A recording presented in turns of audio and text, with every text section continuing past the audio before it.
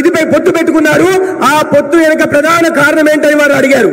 भाइयों और बहनों, मैं आज इस सभा में मोदी जी, चंद्रबाबू जी, भारतीय जनता पार्टी टीडीपी और पवन कल्याण के अलायंस का उद्देश्य बताना चाहता हूं.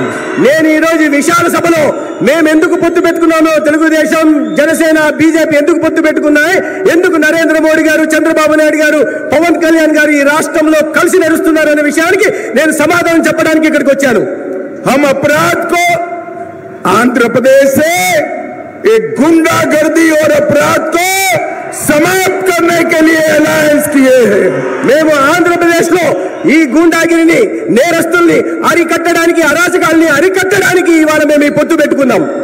आंध्र प्रदेश से रैंपड करप्शन को समाप्त करने के लिए अलायंस किया है. పెద్ద ఎత్తున జరుగుతున్న అవినీతిని ఆంధ్రప్రదేశ్ లో పూర్తిగా సమాప్తం పలకడానికి మేము పొత్తు పెట్టుకున్నాం. आंध्र प्रदेश से लैंड माफियाओं को समाप्त करने के लिए अलायंस किया है. ఆంధ్రప్రదేశ్ లో విస్తృతంగా జరుగుతున్న భూమి మాఫియాని అరికట్టడానికి మేము ఈ పొత్తు పెట్టుకున్నాం. और आंध्र प्रदेश की राजधानी अमरावती को फिर से राजधानी बनाने के लिए अलायंस किया है. ఆంధ్రప్రదేశ్ ఒక రాజధాని అమరావతిని మళ్ళీ రాజధానిగా ఆంధ్రప్రదేశ్ పునఃస్థాపితం చేయడం కోసం మేము పొత్తు పెట్టుకున్నాం.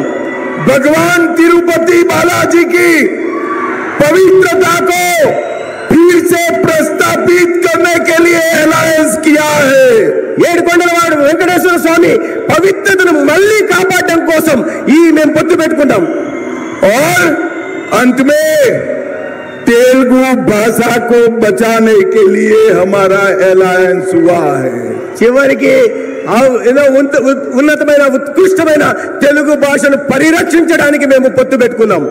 भाई और बहनों, ये जगन जी की जो सरकार है वो तेलुगु भाषा को समाप्त कर प्राइमरी एजुकेशन में अंग्रेजी लाना चाहती है. जगन बाबू, कान खोलकर सुन लो, जब तक भारतीय जनता पार्टी है हम तेलुगु भाषा को समाप्त नहीं होने देंगे. ఈ రాష్ట్రంలో ముఖ్యమంత్రి ఉండే జగన్మోహన్ రెడ్డి గారు తెలుగు భాషను సమాప్తం చేసి ప్రాథమిక పాఠశాలలో ఇంగ్లీష్ మాధ్యమాన్ని ప్రవేశపెట్టాలని చూస్తున్నారు. జగన్మోహన్ రెడ్డి ఈ సభ నుంచి నేను చెప్తున్నాను, చెవులు రిక్కించి విను. భారతీయ జనతా పార్టీ ఉన్నంత వరకు తెలుగు భాషను సమాప్తం చేయగలిగిన దమ్ము ఎవరికి లేదు. भाई और बहनों, पोलावरम पूरे आंध्र प्रदेश की लाइफलाइन है. మిత్రులారా, పోలవరం ప్రాజెక్టు పూర్తి ఆంధ్రప్రదేశ్ కు ఒక జీవనాడి లాంటిది. ये पोलावरम प्रोजेक्ट आंध्र प्रदेश का जब डिवीजन हुआ तब केंद्र सरकार ने मंजूर किया था. ఈ పోలవరం ప్రాజెక్ట్ ని అన్యాయంగా, అశాస్త్రీయంగా ఆంధ్రప్రదేశ్ విభజన జరిగినప్పుడు నరేంద్ర మోడీ గారి నాయకత్వంలోని కేంద్ర ప్రభుత్వం పోలవరం ప్రాజెక్ట్ ని ఇక్కడ మంజూరు చేసింది. परंतु जगन जी की सरकार ने अपने करप्शन से पोलावरम प्रोजेक्ट को लगभग डिरेल कर दिया है. పోలవరం ప్రాజెక్టు రైతుల కోసం మేము మంజూరు చేస్తే ఇక అవినీతి పరుడైన జగన్మోహన్ రెడ్డి పోలవరం ప్రాజెక్టు ముందుకు సాగకుండా తన అవినీతి కోసం ప్రాజెక్టును పూర్తిగా ఆలస్యం చేసే పని చేస్తున్నారు. भाई और बहनों, मैं आपको एक मोदी गारंटी कहने आया हूं. మిత్రులారా, నేను మీ అందరికీ ఒక మోడీ గారి గ్యారంటీ చెప్పడం కోసం ఇక్కడికి వచ్చాను. आप आंध्र प्रदेश में चंद्रबाबू जी की सरकार बना दीजिए, ऊपर नरेंद्र मोदी सरकार बना दीजिए. 2 ही साल में पोलावरम प्रोजेक्ट को हम समाप्त कर किसानों के खेत तक पानी पहुंचाएंगे. మిత్రులారా, ఈ సందర్భంగా మీ అందరికీ హామీ ఇవ్వదలుచుకున్నాను.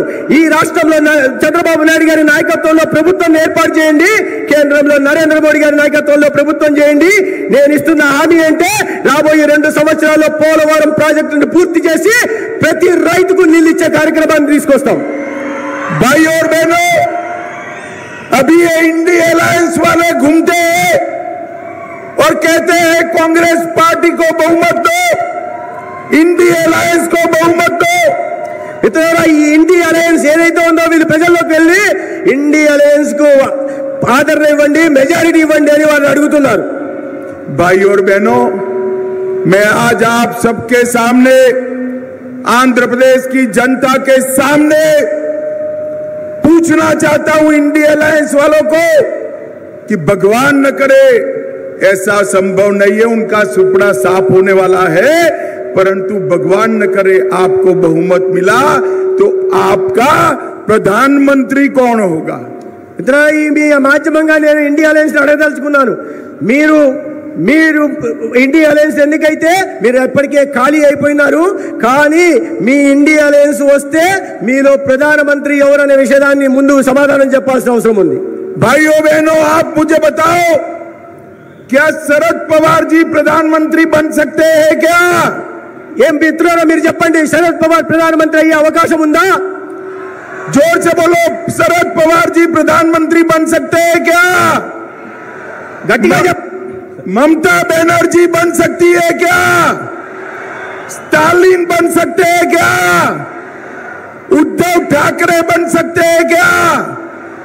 अब मैं एक नाम और बोलने जाता हूं, हंसना मत भाइयों, जरा भी मत हंसना।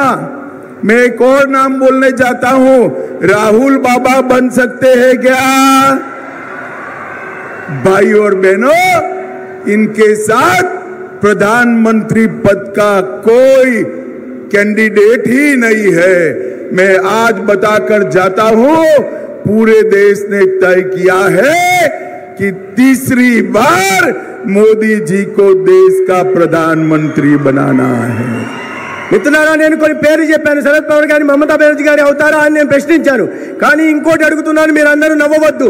రాహుల్ గాంధీకి ప్రధానమంత్రి అయ్యే అవకాశం ఉందా అని నేను మిమ్మల్ని అడుగుతున్నాను. కానీ వాళ్ళ ఆశల్ని అడియాశలు చేస్తూ ఇవాళ దేశంలో నరేంద్ర మోడీ గారి ప్రభుత్వం ముచ్చటగా మూడోసారి ఏర్పాటు కానుంది. भाई और बहनों, मोदी जी को प्रधानमंत्री बनाने का मतलब है इस देश को सुरक्षित करना। మిత్రులారా, నరేంద్ర మోడీ గారిని ప్రధానమంత్రిని చేయడం అంటే ఈ దేశాన్ని సురక్షితంగా ఉంచడం లాంటిది. मोदी जी को प्रधानमंत्री बनाने का मतलब है आतंकवाद और नक्सलवाद को समाप्त कर देना। మోదీ గారిని ప్రధానమంత్రి చేయడం అంటే ఈ దేశంలో ఉగ్రవాదాన్ని, నక్సలిజాన్ని పూర్తిగా సమాప్తం చేయడం లాంటిది. मोदी जी को प्रधानमंत्री बनाने का मतलब है भारत को दुनिया में तीसरे नंबर का अर्थतंत्र बनाना। మోడీ గారిని ప్రధానమంత్రిని చేయడం అంటే ఇవాళ విశ్వంలో భారత్ను మూడవ అతిపెద్ద ఆర్థిక వ్యవస్థగా నిలబెట్టడమే.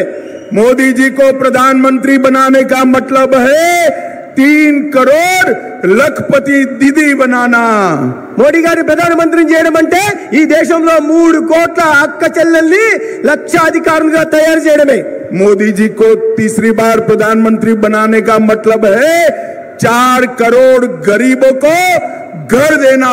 మోడీ గారి మూడోసారి ప్రధానమంత్రి చేయడం అంటే ఈ దేశంలో 4 కోట్ల పేదలకి ఇల్లు నిర్మాణం చేసి ఇవ్వడం. भाई और बहनों, मोदी जी को प्रधानमंत्री बनाने का मतलब है 10 करोड़ लोगों को घर में सूर्य घर योजना से मुफ्त बिजली देना। మిత్రులారా, నరేంద్ర మోడీ గారిని ప్రధానమంత్రిని చేయడం అంటే ఈ దేశంలో పేదల ఇళ్లకు 10 కోట్ల మంది ఇళ్లకి సూర్యఘర్ పథకం ద్వారా ఉచితంగా విద్యుత్తుని ఇవ్వడమే. और मोदी जी को प्रधानमंत्री बनाने का मतलब है 11 करोड़ किसानों को 5 साल में 3 लाख करोड़ रुपया इनके बैंक अकाउंट में ट्रांसफर करना। మోడీ గారిని ప్రధానమంత్రి మళ్ళీ చేయడం అంటే ఇప్పటికే రైతన్నలకు అందిస్తున్న